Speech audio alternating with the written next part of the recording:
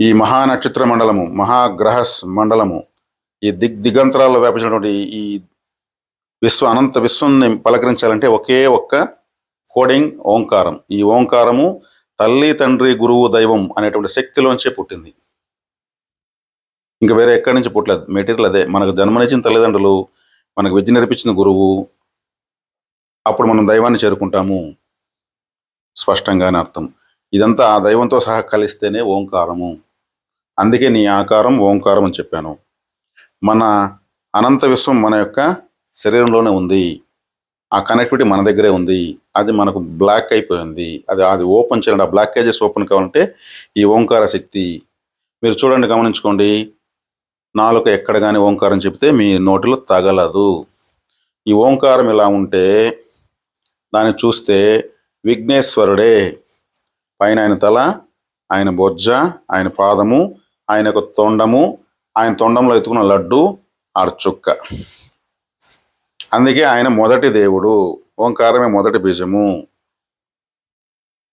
ఆ ఓంకారాన్ని మీరు చూసుకోండి, ఖచ్చితంగా వినాయకుడే, ఇంకెవరో కానే కాదు. సమస్త గణములకు అధిపతి, అంటే సమస్త విశ్వానికి అధిపతి. అందుకే ఆయన్ని శుక్లాం వరదరం విష్ణుం శశివర్ణం అన్నారు.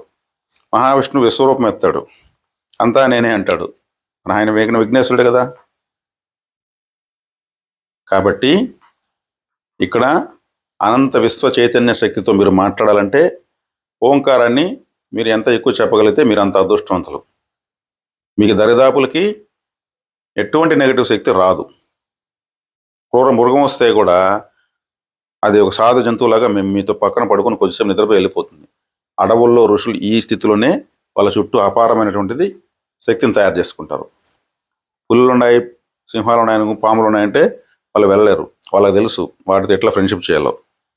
వాటి యొక్క కంటి రెటీనా కూడా సాఫ్ట్గా మారిపోతుంది. అందుకే పుట్టలు పెడతా ఉన్న వాళ్ళు ప్రశాంతంగా పట్టు పాను పైన ఉన్నట్టు కూర్చోగలుగుతారు. కాబట్టి ఓంకార శక్తి గురించి చెబితే సంవత్సరమైనా కూడా చాలదు. కాబట్టి బిడ్డ పుట్టగానే అమ్మానే అంటాడు. అమ్మ అనే అక్షరం మొదట వస్తుంది. ఎవరి భాషలో వాళ్ళకి వాళ్ళ అమ్మనే పిలుస్తారు. నాన్న తర్వాత దశల వారిగా జీవితం పరిపూర్ణత వస్తుంది. కాబట్టి అందుకే తల్లి మొదటి గురువు అన్నారు. కాబట్టి ఈ ఓంకారాన్ని మీరు నేను చెప్పిన విధంగా ప్రాక్టీస్ చేయండి. మీకు అద్భుతాలు మీ జీవితంలో జరగడం ప్రారంభిస్తాయి.